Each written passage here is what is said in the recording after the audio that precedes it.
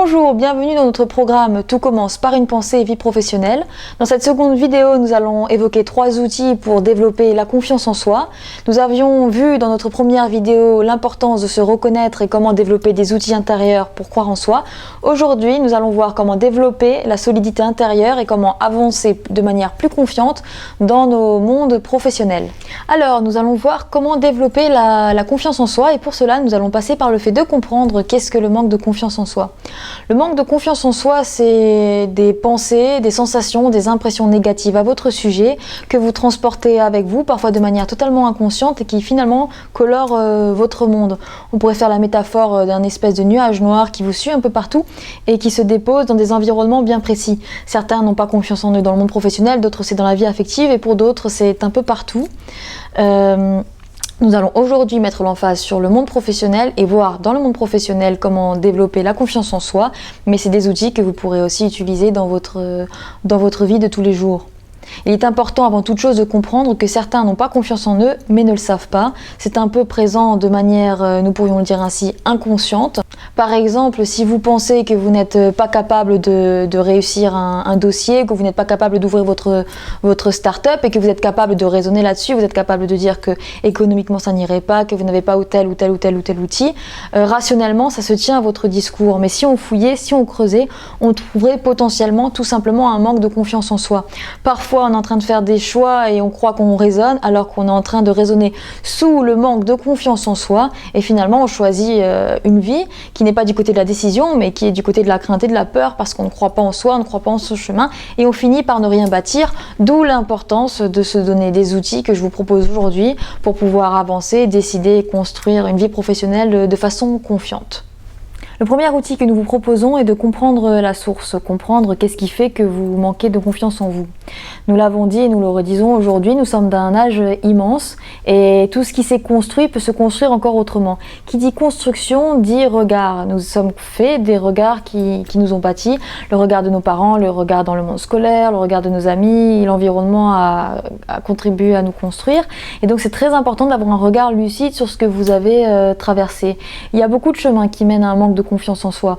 Ça peut être des traumas dans le monde scolaire ou ça peut être des traumas qui ne nous appartiennent pas finalement, des regards de nos parents peu confiants ou le fait d'être enfermé dans un système où on est constamment en train de se comparer et de se trouver moins bon que l'autre parce que depuis l'enfance c'est comme ça, ou le fait de ne jamais avoir pris le temps de verbaliser ses réussites et du coup d'avoir été concentré sur des échecs jamais verbalisés, tous ces chemins peuvent mener à une non-confiance en soi, mais c'est très important d'être lucide. Il faut savoir que nous avons tous en nous une empreinte très singulière, c'est comme les empreintes digitales, il y a de manière universelle le manque de confiance en soi ou la confiance en soi, mais finalement c'est très singulier, ce qui fait que vous aurez confiance en vous ou ce qui fait que vous n'aurez pas confiance en vous. Donc c'est très important de descendre en soi et de comprendre son histoire et d'essayer de récupérer qu'est-ce qui fait que dans votre construction, vous n'êtes pas forcément confiant. Ce qui est important à comprendre, c'est que tout se construit et que puisque tout se construit et que nous sommes des êtres en route, vous êtes toujours et encore en train de vous construire. Donc dès aujourd'hui, il faut prendre conscience de ce qui vous a manqué pour avoir cette attitude confiante et du coup, petit à petit, se le donner.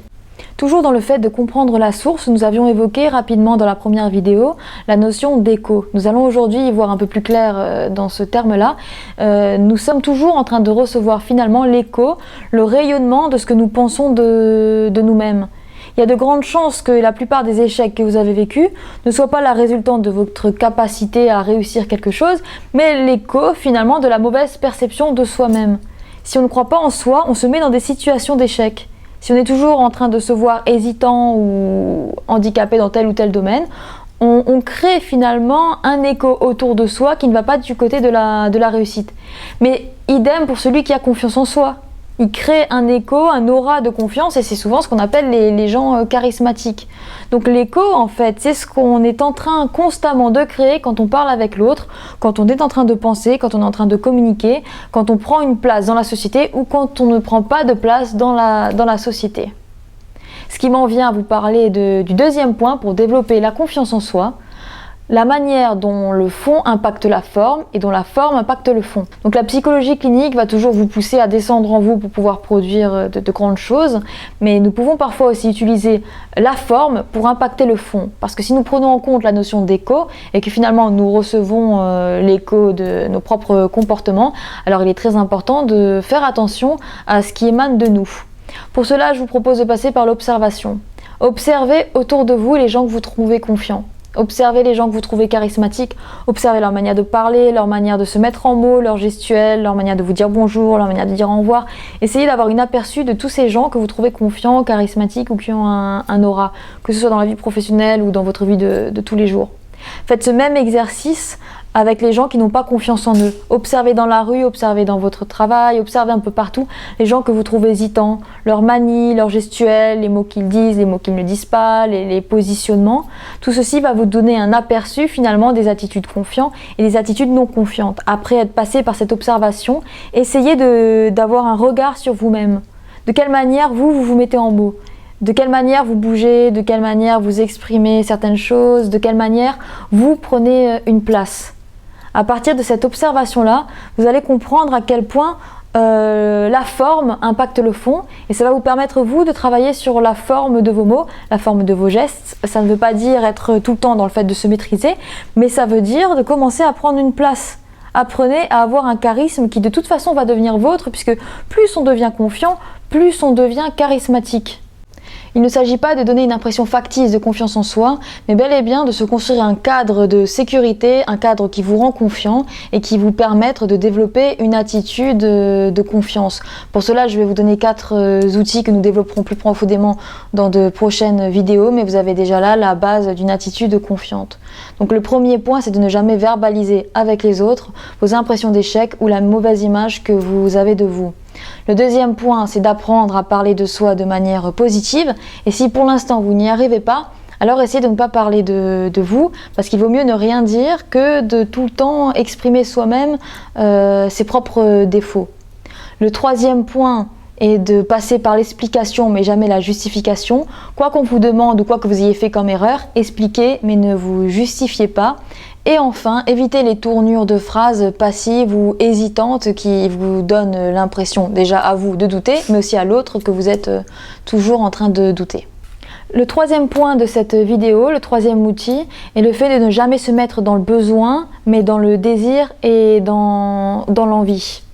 Nous avons vu en premier lieu le premier outil qui était de comprendre la source, puis nous avons travaillé sur la structure et maintenant nous allons voir en termes de positionnement intérieur comment passer du besoin au désir. Le besoin d'obtenir un deal, le besoin de changer de travail, le besoin d'avoir un nouveau travail, le besoin de plaire, le besoin d'être aimé, le besoin de réussir, tout ce qui vous connecte à du besoin va vous connecter à de l'insécurité. Pourquoi ? Parce que le besoin, c'est une sensation de privation, une sensation de manque, et c'est quelque chose qu'on essaye de combler, mais qui nous connecte à des émotions négatives, que ce soit l'angoisse ou que ce soit l'insécurité. Par contre, le désir ou l'envie, ça vous connecte à des notions beaucoup plus positives d'être un décideur. Déjà, on se dégage aussi d'un enjeu de réussir quelque chose. Donc, passer du besoin au désir, c'est essentiel pour être confiant. Donc, ça donne quoi ? Ça donne se donner l'impression ou construire avec sa propre pensée qu'on a envie d'obtenir un contrat et pas besoin d'obtenir un contrat, qu'on veut changer de travail et pas besoin de changer de travail. Avec votre raison, faites toujours l'effort de passer du besoin à l'envie. Et quand on rencontre l'autre, quand vous allez par exemple passer des entretiens ou même quand vous allez négocier quelque chose, quand vous serez face à un autre, être du côté de l'envie de réussir, c'est très différent qu'être du côté du besoin de réussir. Le besoin sera toujours source d'anxiété, le désir sera toujours source de décision et source de pensée positive. Au cours de nos vidéos, nous allons beaucoup insister sur l'impact de la pensée parce que finalement, tout ce que nous sommes passe en premier lieu par la pensée. Donc si avec votre pensée, vous vous créez des impressions de besoin, vous pourrez peut-être argumenter que vous êtes vraiment dans le besoin, mais cela dit, ça reste une pensée, ça reste des impressions de besoin, et c'est peut-être l'écho de votre besoin qui vous met dans le besoin. Donc il faut absolument arriver avec la raison à créer une impression de désir, à être des sujets désirants, et donc à désirer changer de travail, désirer réussir une négociation, désirer créer quelque chose, désirer ouvrir sa start-up, mais passer du besoin à l'envie, c'est ce qui va vous rendre très solide à l'intérieur de vous. Nous allons élaborer un peu plus sur ce point dans les prochaines vidéos. Pour aujourd'hui, je vous rappelle nos 3 outils: comprendre la source, travailler sur la forme et en termes de positionnement intérieur, ne jamais se mettre dans le besoin. Nous arrivons à la fin de cette vidéo. Continuez à nous envoyer vos questions ou vos interrogations sur le mail que vous trouverez en dessous de cette vidéo ou sur ma page Facebook. Nous vous répondrons sous forme d'articles ou sous forme de vidéos. Et nous vous donnons rendez-vous dans les semaines à venir pour continuer à vous donner des outils de la psychologie clinique pour avancer plus sereinement, avec plus de confiance et finalement se sentir capable de construire toutes les réussites, toutes les vocations qui sont vôtres. Au revoir!